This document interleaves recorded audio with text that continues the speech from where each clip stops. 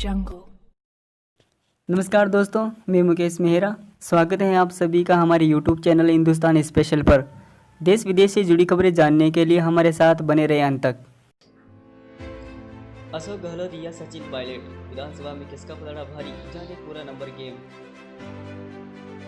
राजस्थान में जारी सियासी दंगल पर हर किसी की नजर है। कांग्रेस के 2 गुट आपस में भिड़ चुके हैं, लेकिन इस बीच अगर विधानसभा के नंबर देखें तो अलग ही तस्वीर नजर आती है। राजस्थान में जारी है सियासत का दंगल, विधानसभा नंबर में अभी अशोक गहलोत आगे। राजस्थान की सियासत में पिछले काफी दिनों में उठापतन की स्थिति नजर आ रही है। अब कोर्ट में लड़ाई जारी है, लेकिन हर किसी का ध्यान इस ओर है कि आखिर नंबर गेम के माहौल में कौन आगे है। क्या सचिन पायलट गुट के पास इतनी ताकत है कि वो बागी होकर अशोक गहलोत की सरकार गिरा पाए, या फिर राजनीति का जादूगर अपना को ही जादू दिखाएगा। मौजूदा आंकड़ों में देखें तो अशोक गहलोत की स्थिति काफी मजबूत नजर आती है। अभी विधानसभा की स्थिति क्या है? अशोक गहलोत गुट कुल नंबर 100 विधानसभा स्पीकर 1, कांग्रेस के 87, कुल 106 की नस्बा की निर्दलीय 10। वही बीजेपी 2, CP1 1। सचिन पायलट की बात करें तो मौजूदा नंबर है 3, बीजेपी प्लस कुल 75, भाजपा 72 और RL की 3 सीटें 29 की 1। गौरतलब है कि मौजूदा नंबरों के हिसाब से अशोक गहलोत देश में आगे चल रहे हैं। हालांकि उनके पास बहुत करीब या फिर बहुत से प्राप्त है, लेकिन अशोक गहलोत अभी अपना गुट मजबूत करने में जुटे हुए हैं, क्योंकि अगर 2-4 विधायक और भी इधर उधर हो जाते हैं तो फिर आने वाले वक्त में सरकार चलाने में दिक्कतें आ सकती हैं। यही कारण है कि कांग्रेस लगातार सचिन पायलट और उनके समर्थकों को बनाने में लगी हुई है। दूसरी ओर सचिन पायलट का गुट जिन 25 विधायकों के साथ दावा कर रहा था, तो दूर दूर तक सही होता नहीं दिखाई दे रहा है। अभी सचिन पायलट के साथ सिर्फ उतने ही विधायक हैं जो हाई कोर्ट में दायर याचिका में सहभागी बने थे।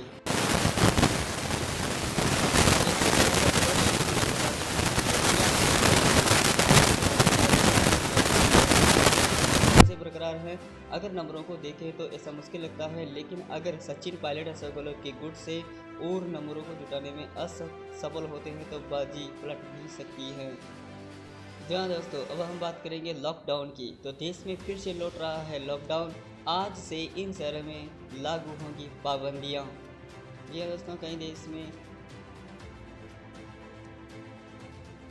कोरोना को काबू करने के लिए गुजरात में अहमदाबाद, वडोदरा, सूरत में सरकारी बसों को फिर से बंद कर दिया गया है। ग्वालियर में दिन के 191 केस आए तो आज शाम 7 बजे तक इस हफ्ते में टोटल लॉकडाउन जारी हो सकता है। देश के कई जगहों पर लॉकडाउन लागू किया जा रहा है। अहमदाबाद, सूरत, वडोदरा सरकारी बस सेवाओं को बंद कर दिया गया है। पुणे, ग्वालियर, दक्षिण कर्नाटक में आज से लॉकडाउन स्टार्ट। दरअसल हर रोज नए रिकॉर्ड बना रहे कोरोना मामलों के आंकड़े अब डराने लगे हैं। कुल केस की तादाद 9 लाख का आंकड़ा पार कर चुकी है। IMA का कहना है कि अब तक 93 डॉक्टर कोरोना की वजह से जान गंवा चुके हैं। विश्व स्वास्थ्य संगठन कह रहा है कि हालात अभी बिगड़ेंगे।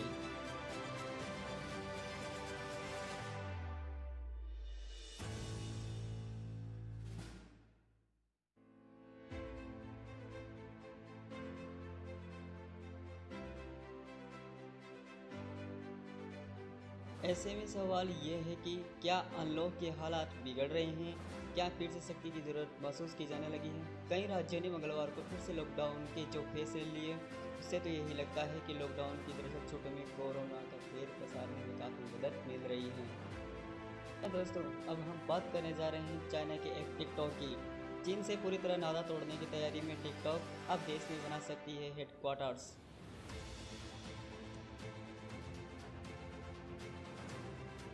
भारत में टिकटॉक समेत 59 चाइनीज़ ऐप पर बैन लगा दिया गया है। अब देश में अन्य चाइनीज़ ऐप को प्रतिबंध लगाने के विचार किए जा रहे हैं। हालांकि टिकटॉक के पेरेंट कंपनी बाइटडांस ने चीन से अपना नाता पूरी तरह से तोड़ने की तैयारी कर ली है। रिपोर्ट्स के मुताबिक बाइटडांस लंदन में समेत विश्व के कई अन्य शहरों में टिकटॉक का हेडक्वार्टर बनाने के लिए जगह खोज रही है। फिलहाल इसके लिए UK सरकार ने कंपनी से बातचीत चल रही है।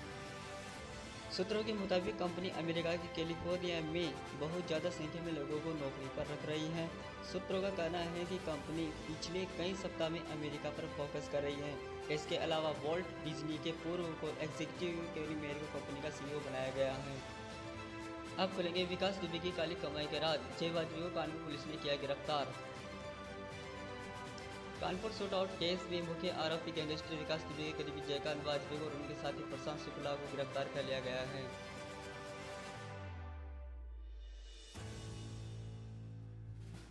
तो दोस्तों आज के लिए बस इतना ही।